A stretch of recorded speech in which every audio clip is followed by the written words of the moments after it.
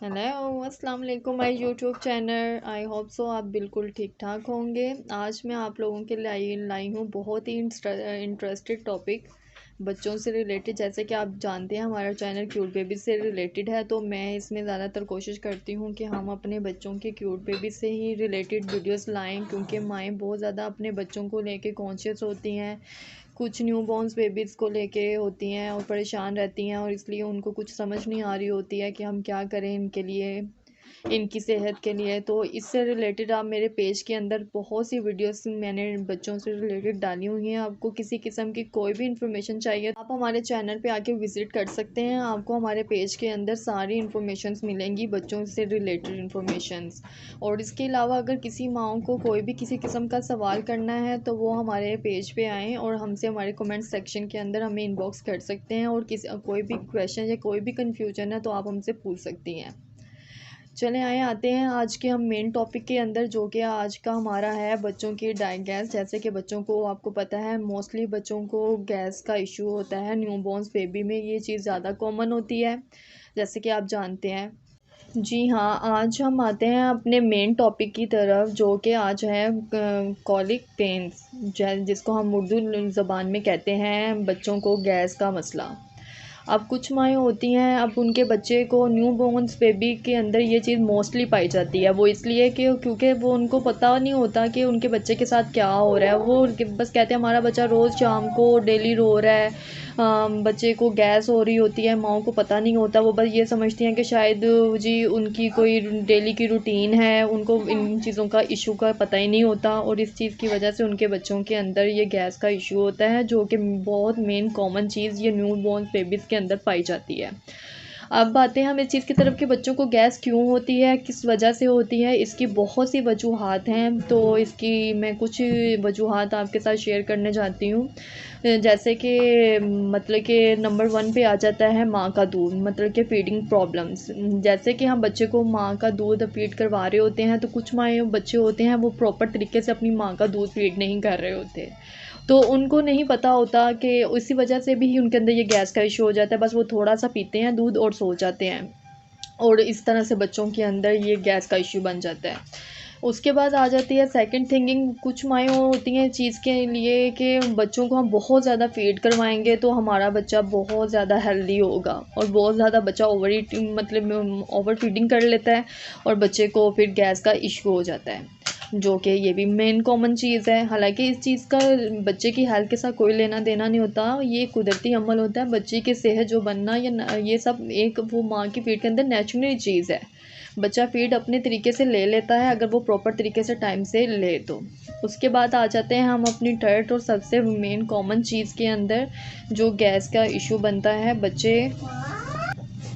जी, third सबसे अहम चीज़ है हम फ़ीड करवा के बच्चे को लिटा देती हैं। कुछ माएँ वो ये नहीं करती, हम बच्चे को मतलब कि उनको हम बच्चों को फ़ीड करवा कर सो जाते हैं, सुलवा देते हैं। ये नहीं तो उनको बर्फ नहीं देते हैं। बर्फ कहते हैं बच्चे को डिकार्ड दिलवाना। मीन्स के बच्चा अगर डिकार्ड नहीं सही तरीके से बर्फ ले रहा होता तो उस वजह से भी उसके अंदर ये गैस का इशू पाया जाता है।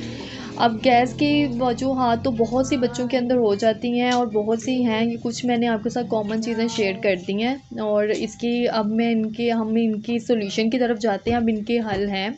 इसका हल सबसे पहले है, आप मेन तो बच्चे को सबसे पहले कोशिश करें जैसे ही फीड करवा, सबसे पहले तो हम बताते हैं बच्चे को जैसे आप दूध फीड करवाती हैं कोशिश किया करें कि दूध फीड करवाने के फ़ौरन बाद बच्चे को लिटाएं मत, वो भी बिल्कुल स्ट्रेट फॉर्म में। स्ट्रेट फॉर्म के अंदर भी बच्चे को लिटाने से बच्चे की जो डायरेक्शन होती है वो बिल्कुल सीधी होने की वजह से भी उनके अंदर ये इश्यूज़ बन जाता है। सेकंड मैं आपको कहूँगी कि बच्चे का थर्ड थोड़ा सा ऐसे ऊंचा होना चाहिए, जिसकी वजह से उनके अंदर ये चीज़ कि गैस का इशू उनको थोड़ा सा साइड दे के लिटाएं, जैसे आप उनको दूध फीड करवाती हैं। सेकंड, जो मदर अपना दूध फीड नहीं करवाती हैं उन माओं के लिए जो अपने बच्चों को दूध देती हैं, वो इनको इस तरह फीडर को इस तरह शेक करके मत दिया करें। वो इस तरह दूध के अंदर बबल्स बन जाते हैं, वो भी गैस का इशू बनते हैं, जो कि बच्चों की सेहत के लिए और मतलब कि उनके अंदर गैस का और ये कॉलिक पेन्स का इशू बनते हैं। दूध को हमेशा राउंडेड फॉर्म में घुमाएं। राउंडेड फॉर्म मीन्स के बच्चों को मतलब कि उसके अंदर बबल्स नहीं बनने चाहिए, इस वजह से भी गैस का इशू नहीं होता।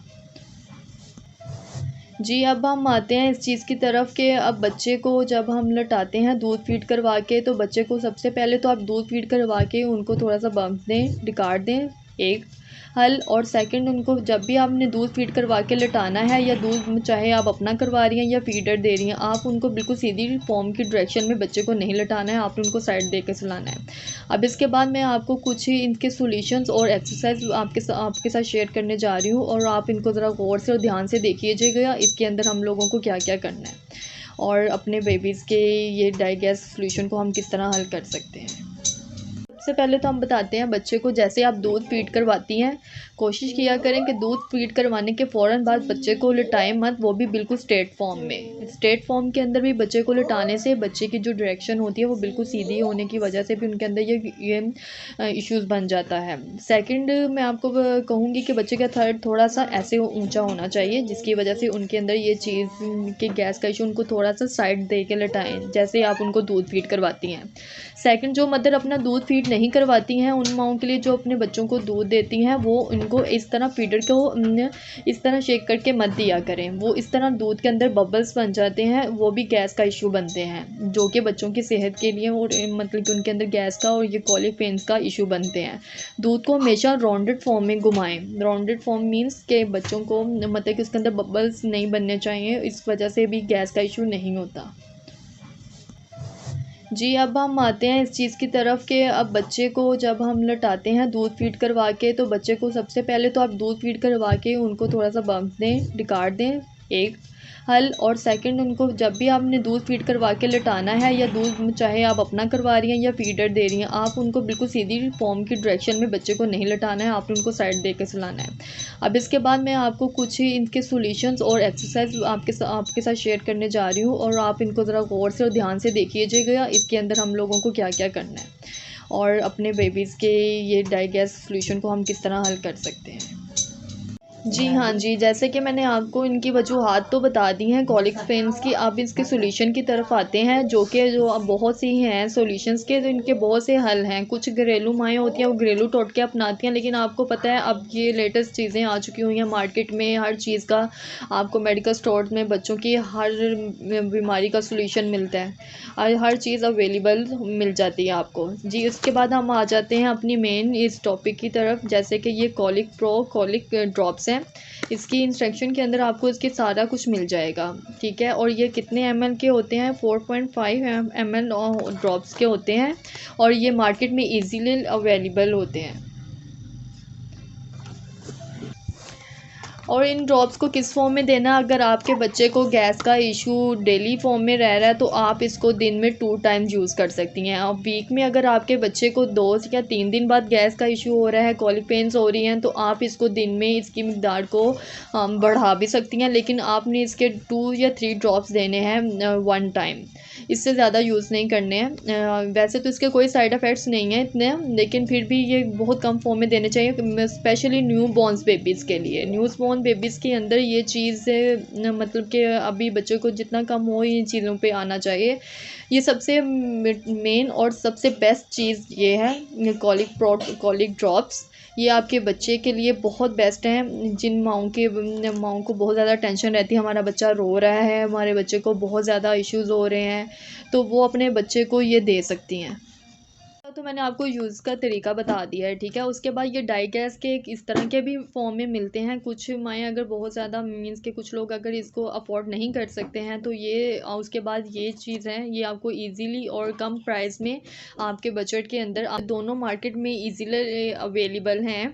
तो आप अगर ये देना चाहती हैं अपने बजट में, देख लें मार्केट में ये भी और ये भी दोनों आपको मिल जाएंगे। जैसे आपके बच्चों को जो मीन्स के ये कम फॉर्म में कुछ एक्सरसाइज डिस्कस करने जा रही हूँ, बाकी मैंने आपके साथ कुछ पहले ही इनकी कुछ सॉल्यूशन बता दी हैं, और ये एक इसकी एक्सरसाइज है, कुछ एक्सरसाइज हैं, ये आप बिल्कुल ज़रा गौर तरीके से देखिएगा मैं किस तरह आपको बताने जा रही हूँ, और आपने कैसे बच्चों को करवानी है।